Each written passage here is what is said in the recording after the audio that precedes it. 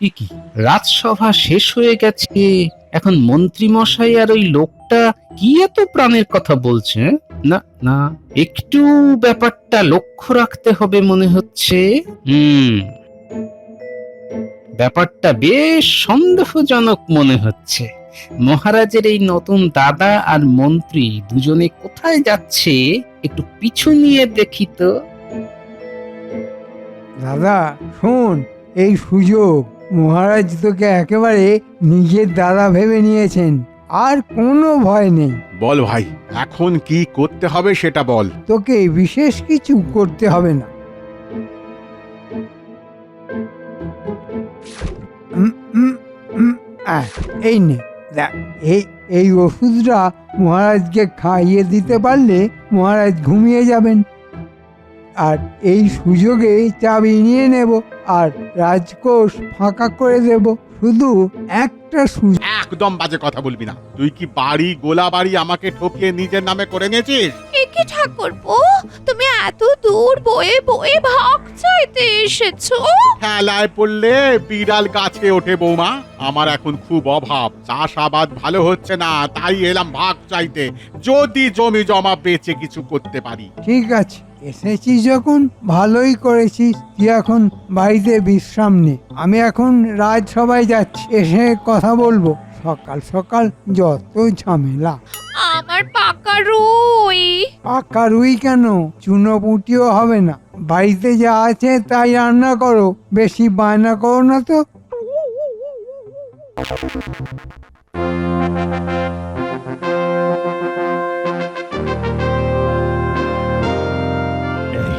এই দেখো, এই চিত্রটা দেখো। আমার ছোটবেলার ছবি দেখো। একই মহারাজ, এটা অনেক পুরনো ছবি বলে মনে হচ্ছে। আপনি কোথা দিয়ে পেলেন? মাটি খুঁড়ে বের করলেন নাকি মহারাজ? তুমি মেলা ফোড়ন কেটো না তো গোপাল। এই দেখো দেখো দেখো, এটা আমার মা, এটা বাবা, আর এটা দাদু, আর আমি এই যে এইটা। এটা কে মহারাজ? মহারাজ, ওরকম গুম মেরে গেলেন কেন? ওটা আমার দাদা, যে ছোটবেলায় হারিয়ে গিয়েছিল মেলাতে। মহারাজ, আপনি এরকম ভাবে কাঁদবেন না। আপনার কান্না দেখলে আমাদের খুব কান্না পায় মহারাজ। কই মহারাজ, দেখি দেখি ছবিটা আমায় একটু দেখান, একটু দেখি। এই তো সুযোগ। আমার দাদাকে যদি মহারাজের দাদা বলে চালিয়ে দিতে পারি, তাহলে কোনো সমস্যাই থাকবে না। শুধু এই ছবিটাতে মহারাজের দাদার গালে একটা তিল আছে, এই তিলটা লাগালেই হয়ে যাবে। আমার দাদা থেকে মহারাজের দাদা, আর মহারাজের সম্পত্তির ভাগটাও পেয়ে যাব দাদার মাথায় হাত বুলিয়ে।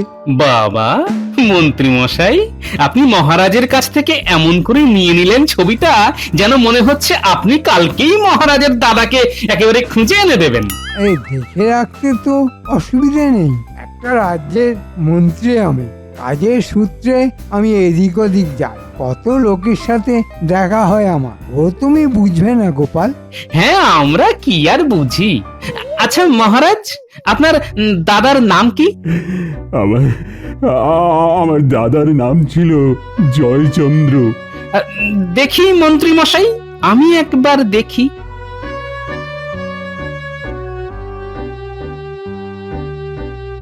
না মহারাজ, আমিও কোনোদিন আপনার দাদার মতো কোনো লোককে চোখে দেখেছি বলে তো মনে হচ্ছে না। দেখলেও বা চিনবে কি করে? এটা আমার দাদার অনেক ছোটবেলার ছবি। এখনো কি আর ওকে দেখতে এরকম আছে? দাদা। মহারাজ, আপনি ওরকম ভাবে কাঁদবেন না। দেখুন মহারাজ। হ্যাঁ মহারাজ, রাজার কান্না রাজ্যের অমঙ্গল ডেকে আনতে পারে। আপনি কাঁদবেন না। মহারাজ, আপনি কাঁদলে গ্রহ নক্ষত্র সব ঘুরে যাবে। আপনি কাঁদবেন না, লক্ষ্মীটি। মহারাজ, আপনার যদি ভাগ্যে থাকে তবে নিশ্চয়ই একদিন দাদার দেখা পাবেন। এখন এখন সবই ভগবান ভরসা। না, আজ আর ভালো লাগছে না। তোমরা সবাই এসো তো, এসো। আজ রাজসভার এখানেই ছুটি। কিরে দাদা, পারবি তো? হ্যাঁ পারবো, আমি আসলে গ্রামে থাকি তো, বুঝলি কি না? তোদের মতো তো এত চালাক চতুর নই। যদি কিছু একটা ভুল করে বসি। সেসব নিয়ে তুই কোনো চিন্তা ভাবনা করিস না, আমি তোকে সব শিখিয়ে পড়িয়ে নেব।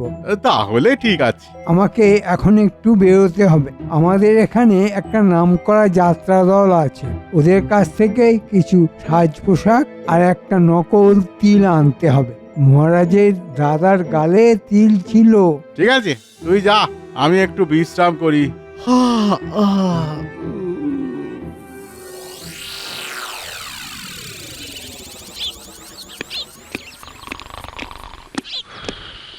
কিরে দাদা, তুই ঘুমিয়ে পড়লি?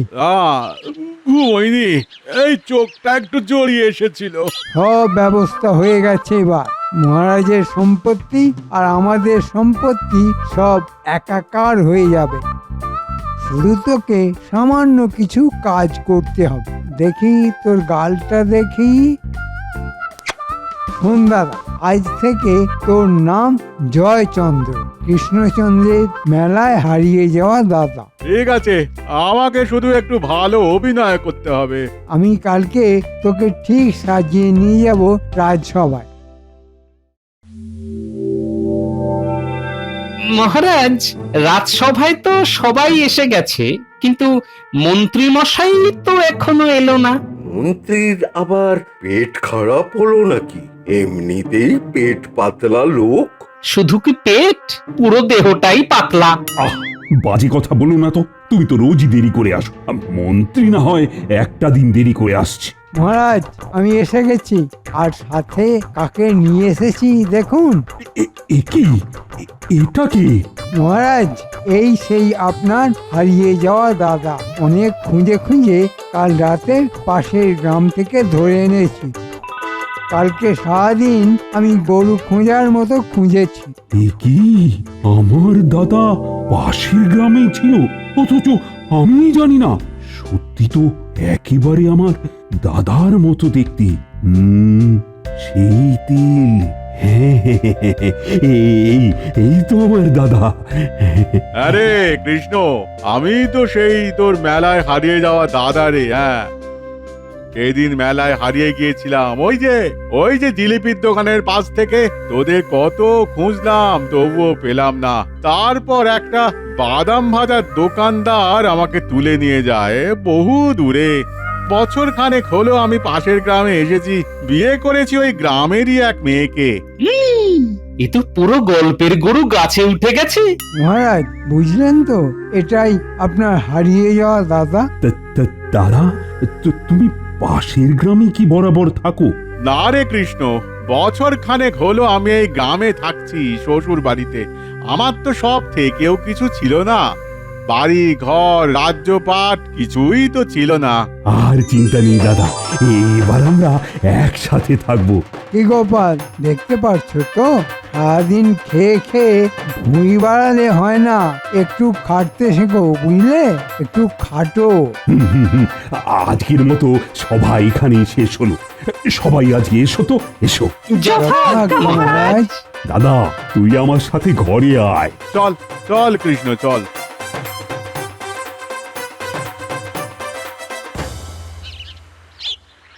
আচ্ছা, মহারাজ যে ছবি দেখিয়েছিলেন সেখানে ডান গালে তিল ছিল, কিন্তু এর তো দেখছি বাঁ গালে তিল।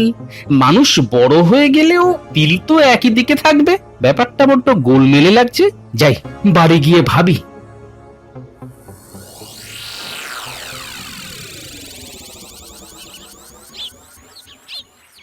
কি গো, তখন থেকে তুমি ওরকম পাগলের মতো ঘুর ঘুর করছো কেন? গিন্নি, আমার মাথাটা ঘুরে গেছে গিন্নি। কি যাতা কথা বলছো? এসো খেতে বসো, মাথা ঠান্ডা করে ভাবো কি ভাবছো। আচ্ছা গিন্নি, তুমি একটা কথা বলো তো, বলছি বয়স বেড়ে গেলে কি শরীরে তিলের জায়গা বদলে যায়? মানে আজকে ধরো তোমার বাঁ গালে তিল আছে, তা 30-40 বছর পরে কি তোমার ওই তিলটা ডান গালে হয়ে যেতে পারে? কি বোকা বোকা কথা বলছো? তিলের আবার হাত পা আছে নাকি যে যেখানে সেখানে চলে যাবে? সেটাই হলো ব্যাপার। আমার মনে হচ্ছে ওই মন্ত্রীটা বেশ ষড়যন্ত্র করেছে। ব্যাপারটা দেখতে হচ্ছে তো। কে হতে পারে লোকটা? কে হতে পারে? কে হতে পারে? এই দেখো, আমার দাদা আজকে কত বড় মাছ পাঠিয়েছেন। বাবা, তোমার দাদা আবার এত দয়ালু ছিল নাকি? জানতাম না তো। কি বাজে কথা বলছো তুমি? না মানে কোনোদিন বোনের বাড়ি তো কিছু পাঠায়নি, তাই বললাম আর কি। এই দেখো, সব সময় ঝগড়া করবে না তো। আগে কোনোদিন পাঠায়নি তার জন্য ভবিষ্যতে কোনোদিন পাঠাবে না, সেটা তুমি ভাবলে কিভাবে? না না, আমি সেরকম ভাবে বলতে চাইনি। এই শোনো, আমার দাদা গায়ে হাওয়া লাগিয়ে ঘুরে বেড়ায় না। দাদা কাজে ব্যস্ত, তাই আসতে পারেন না। তা তুমি কোনোদিন যাও নাকি? এই ঝগড়াটা না হলে বুদ্ধিটা খুলতো না। ধন্যবাদ গিন্নি, ধন্যবাদ। মন্ত্রী রাতারাতি একটা লোক পেয়ে গেল। নিশ্চয়ই এটা মন্ত্রীর কোনো আত্মীয়। নজর রাখতে হবে, কারণ তিল দেখে তো আমি নিশ্চিত যে ওটা মহারাজের দাদা নয়। ডান গালের তিল বাঁ গালে যেতে পারে না।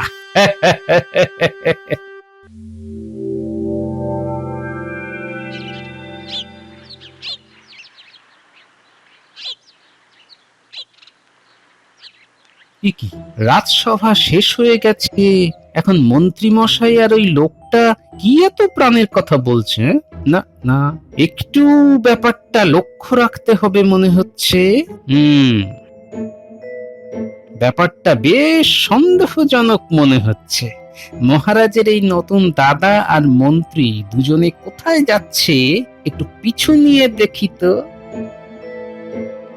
দাদা শোন, এই সুযোগ মহারাজ তোকে একেবারে নিজের দাদা ভেবে নিয়েছেন, আর কোনো ভয় নেই। বল ভাই, এখন কি করতে হবে সেটা বল। তোকে বিশেষ কিছু করতে হবে না।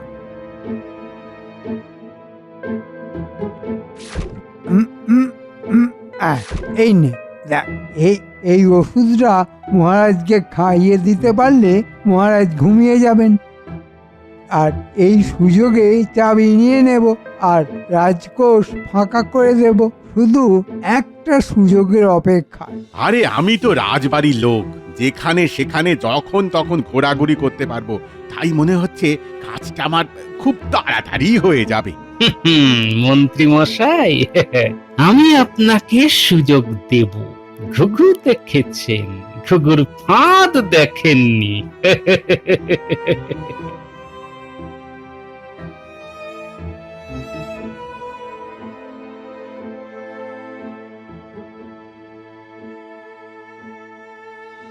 মহারাজ, আপনার দাদা তো ফিরে এলো, তার জন্য আমাদের একটা ভুরি ভোজ পাওনা আছে যে। হ্যাঁ মহারাজ, একটা সামান্য হলেও খাওয়া দাওয়ার আয়োজন করা উচিত ছিল। দেখুন তো আপনার দাদার দিকে, উনি হয়তো ভাবছেন আপনি এখনো খুশি হননি। উনি এসেছেন বলে কথা। হ্যাঁ কৃষ্ণ, একটা খাওয়া দাওয়ার আয়োজন কর, তাহলে তো বেশ ভালোই হয়। সেই ছোটবেলায় ভালো মন্দ খেতাম, অনেক দিন ভালো মন্দ না খেয়ে না পেটে একেবারে চড়া পড়ে গেছে। ঠিক ঠিক বলেছো গোপাল, আমার উচিত ছিল। না না না না না, কালকেই আমি একটা ভোজের ব্যবস্থা করব। কি দাদা, খুশি তো? হ্যাঁ, খুব খুব খুশি, খুব।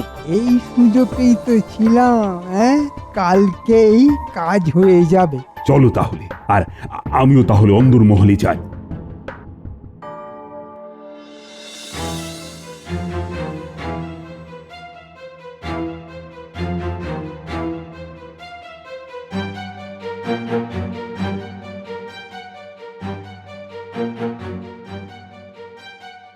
দুজনে একসাথে বেরিয়ে গেল। এবার আলোচনা হবে, ফন্দি হবে।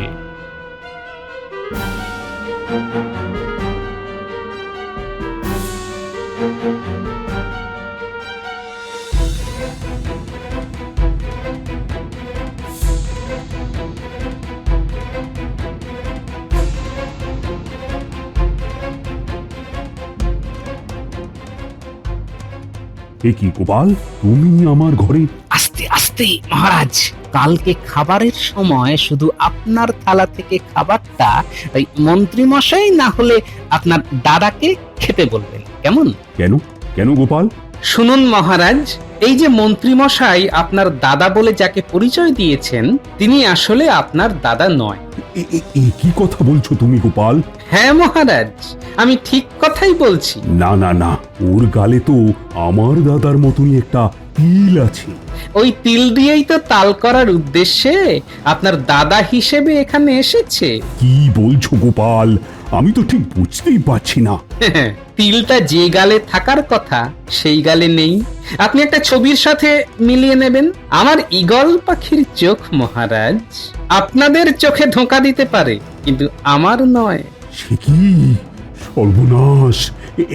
এবার কি হবে?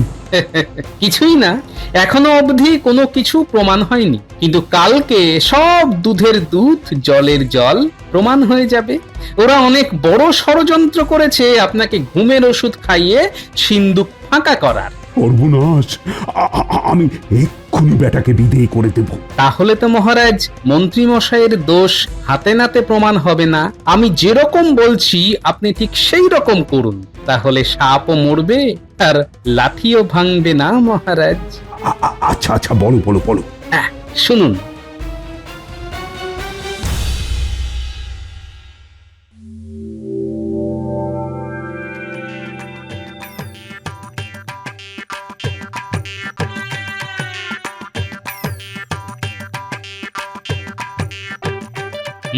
ঠিক যা ভেবেছিলাম, মন্ত্রী আর তার দাদা একেবারে রান্নাঘরের সামনেই ঘোরাঘুরি করছে। আরে ঠাকুর, তোমাকে কখন থেকে খুঁজছি। এখানে আবার গোপাল কি করছে? আরে চলো চলো, তোমাকে মহারাজ ডাকছেন। ও চলো চলো চলো গোপাল দাদা, চলো।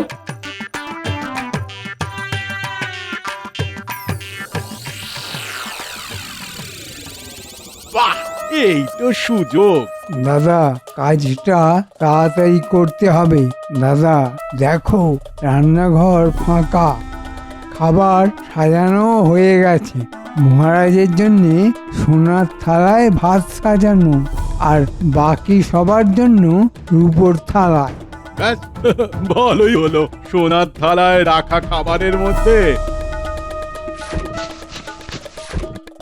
ঘুমের ওষুধটা মিশিয়ে দিলাম।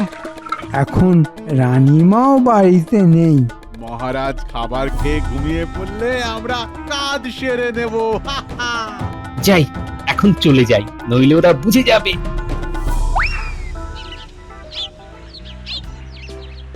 মহারাজ, তাহলে খাওয়া শুরু করি? হ্যাঁ হ্যাঁ হ্যাঁ হ্যাঁ, শুরু করো। শুধু মন্ত্রী বাদী। কেন মহারাজ, আমি ভোজ খাবো না? হ্যাঁ খাবে তো, কিন্তু যেহেতু আমার দাদাকে তুমি খুঁজে এনেছো, তাই তোমাকে আজ আমার সোনার থালায় ভাত খেতে হবে। না মহারাজ, এ কি করে সম্ভব? আমি আপনার মন্ত্রী, রাজার থালায় খাবার খাওয়া আমার শোভা পায় না। আহা, আমি তো ভালোবেসে বলছি। না মহারাজ, আমি আপনার থালায় খাবার খেতে পারবো না। কেন মন্ত্রী মশাই, কি সমস্যা?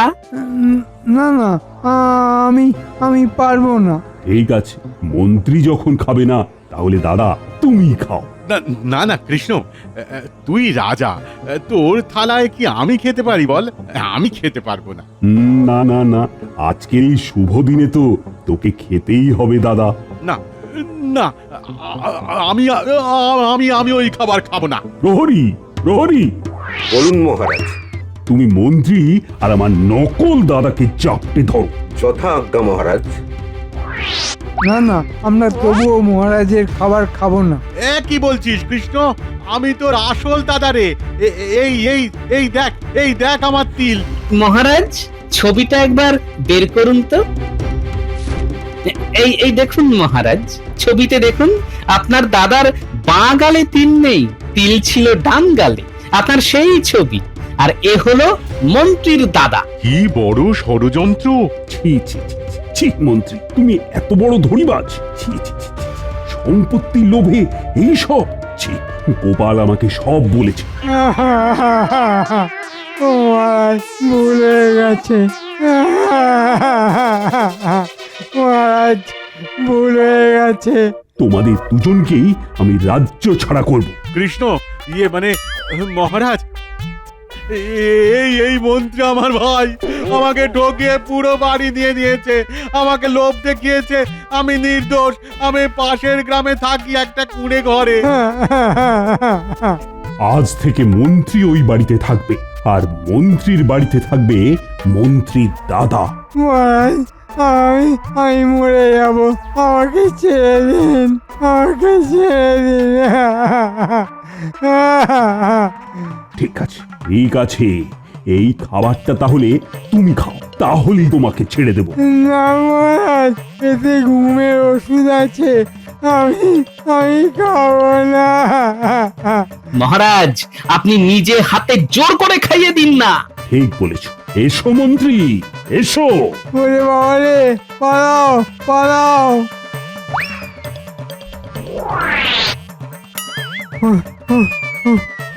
ওরে বাবা রে, পালাও পালাও। ওরে বাবা রে, পালাও পালাও।